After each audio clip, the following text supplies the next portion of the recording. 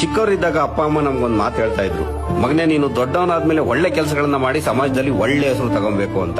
ಅದನ್ನ ನಾವು ದೊಡ್ಡವರಾದ್ಮೇಲೆ ತುಂಬಾ ಸೀರಿಯಸ್ ಆಗಿ ತಗೊಂಡ್ಬಿಟ್ವಿ ಅಂತ ಅನ್ಸುತ್ತೆ.